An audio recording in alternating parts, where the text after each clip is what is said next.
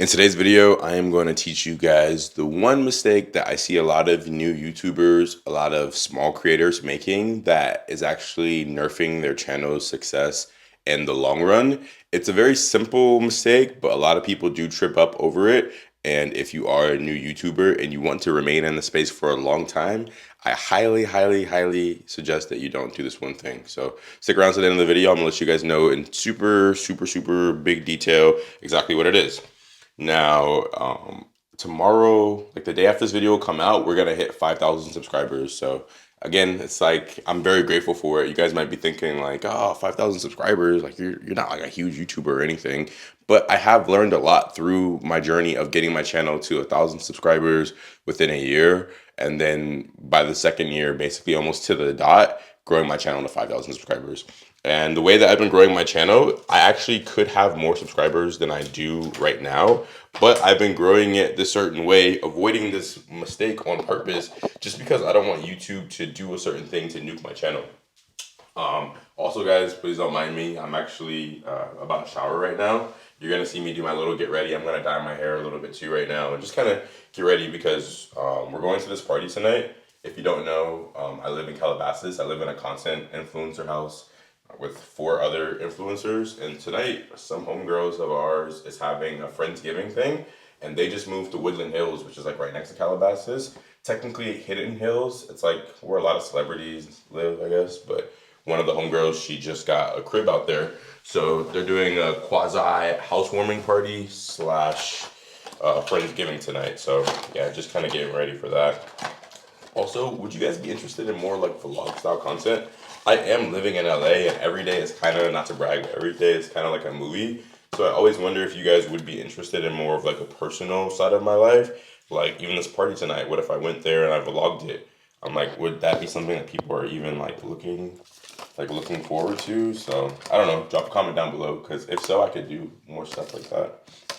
But anyways, back to the main topic. So you may ask, Alton, what is this one mistake that you say that everybody is doing? It's something that happens time and time again. What will happen is a lot of times as a new YouTuber, especially right now because YouTube is really liking and supporting small channels. Basically, you'll be posting on YouTube, yada yada yada. A lot of times, people don't know their niche in the beginning, so people post like a lot of different styles of content. And what will happen is one of those videos will do good. I'm not gonna say it will go viral, but it'll do much better than all your other videos. So say if you're posting a video, you're posting consistently week on week basis, and your videos are normally getting like 100 views. Well, this video that will do good, it'll get like 1,000 views, or even crazier, 10,000 views. And as a new YouTuber, you scramble for it. That like feeling of newfound attention and that people are liking your stuff, it kind of is a bit of like a almost like a shock, and it feels really good. It's a big dopamine hit, and a lot of times people will be like, "Oh, is this it? Like, is this my moment? Is my channel about to take off?" And what will happen is, since that feeling felt so good, and since people were like, "Okay, well, people are responding to this one video. It did much better than all my other videos." What will happen is people will fall into the trap of only making videos just like that. But if you follow my channel, if you subscribe to my, I guess, philosophy of thinking when it comes to the YouTube space, you don't really need to have a niche anymore and you should kind of avoid it. And again, I'll go deeper into that as well. So, for example, I've been seeing this one girl. She's been posting almost like self-help, like personal development, like self-development, self-improvement videos. And she had one video when she was talking about prawn and how it affects young women and how it affected her life as a young woman. And I thought it was like a pretty unique perspective because it was like a young black girl kind of sharing her perspective on prawn, when a lot of times the stigma is that it normally just affects young men. So it was like a super outlier for her channel. Her channel was getting like maybe 100 to 1,000 views, and I saw the video just yesterday had like 40,000 on its way to 50,000 views. So what happened in this young lady's case was that since that video about prawn did so good, she's still posting her daily content, but she's also posting more and more videos about prawn and how it affects young women and how it ruined her life and how it's affecting her life. And the catch 22 of this all is that she's getting views on it, so it is growing her channel, but it's not really growing it in the way where you necessarily would want it to grow, because since you are kind of attracting all these people from basically just talking about your prawn addiction and how like it destroyed you, it's like you're getting a lot of new subscribers and eyes and views in your channel for something that doesn't really have like much long-term growth. Like since they're not really coming to her channel specifically because of just who she is, or maybe her other content, whatever stuff that's not so to do with just like prawn and how it ruined her. It's kind of like I can tell that it's kind of like a little bit tripping her out because it's like, okay, well, when I make these other videos, people don't like it, but when I make videos coming on the camera being like, hey, I'm a teenager and prawn just absolutely destroyed me as a young woman, people respond to that, but there's not much like long-term outlook in that. Does that make sense? You guys know what I'm saying? And this is exactly the issue that a lot of new YouTubers run into, a lot of small creators. It's like you'll have one video that goes mini viral, it does much better than the rest of your videos, but then you start making your whole channel about what just that one video was about. So instead of doing things that you actually like on YouTube, like the philosophy to the YouTube that I subscribe to is that not having a niche, you should be the niche. You should try to get as much as possible, even though it can be hard sometimes. You should try to get as much as possible people to be invested in you as the creator. Like that's what it should be about. The niche should be you. People should like you as a person, and basically anything that you post, people should like resonate with it and basically rock with it. Because when you do stuff specifically just for views, it's kind of like you're trapped in a box. And it's like, okay, well, what happens when you wake up one day you don't want to make videos like that anymore? What happens when that girl that's making all the videos about prawn addiction wakes up and she's like, okay, well, this is like a topic that I don't want to keep making videos about. Like, it's affecting my life a little bit.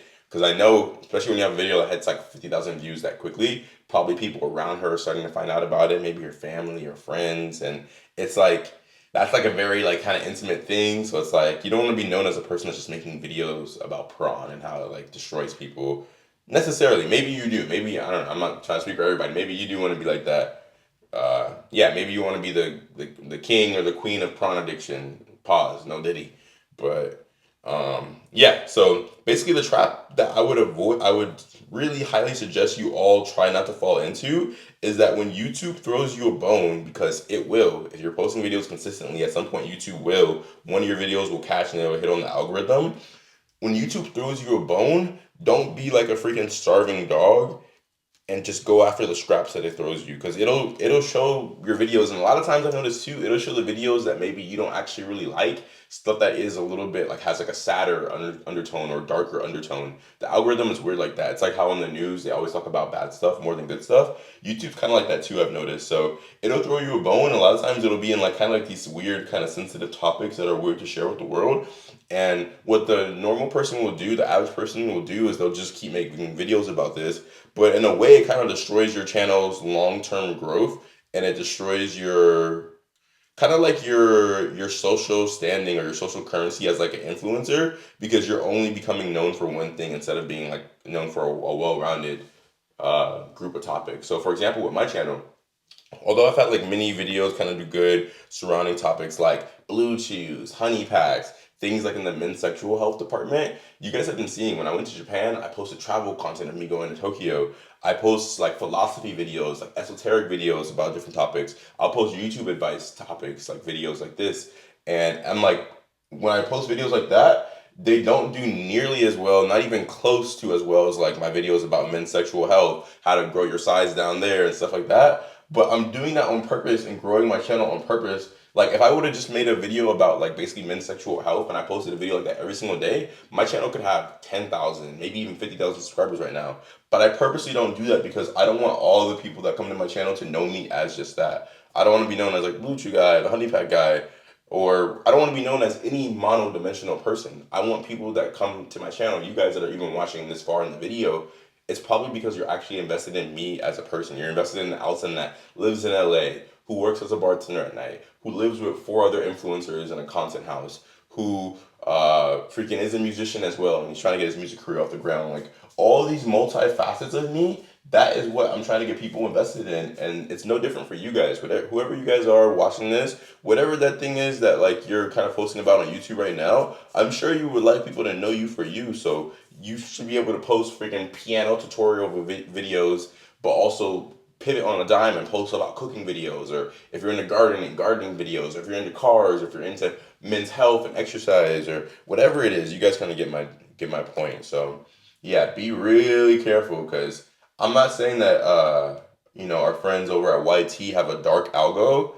I don't know if you guys know what that is. It's like how dating apps don't work for men, because on purpose they don't show men's account to women, and they make men buy like higher subscriptions for the dating app just so that the platform, that the app can make more money. So I'm not saying that YouTube has the same thing, or that our friends at YT have a dark algo, but just be really careful, because almost kind of like with anything that has to do with this fame stuff, and I'll kind of wrap it up around here, but especially, I live in LA, and I know that in all this Hollywood stuff, a lot of times they will kind of push you to do things that aren't quite like you, just for the fact for you to get like fame, money, recognition, quick accelerated growth that might take the average person who doesn't do things like quote unquote sell their soul, basically just sell out, do things that you normally wouldn't. That might take the average person longer to get, but it's like, hey, if you do these things, if you freaking dance like a monkey for them, or freaking wear a dress, or whatever this like crazy stuff is that a lot of these Hollywood like Diddy types will have people doing. If you do that, a lot of times you'll like fast accelerate your career, but at what cost? So same thing with YouTube. I'm just saying, be yourself. Don't let the prospect of growing your channel faster than a natural way would be knock you off your pivot and knock you off the natural course of things. Because again, look at me. I've been posting like every single day, not every single day, but mostly every day for like 2 years, and I just now hit 5,000 subscribers. If you were to ask me the first year, I thought the first year I was going to hit like 10,000 subscribers. So it has been kind of a little bit of like a slower growth, like pattern, but I'm okay with it.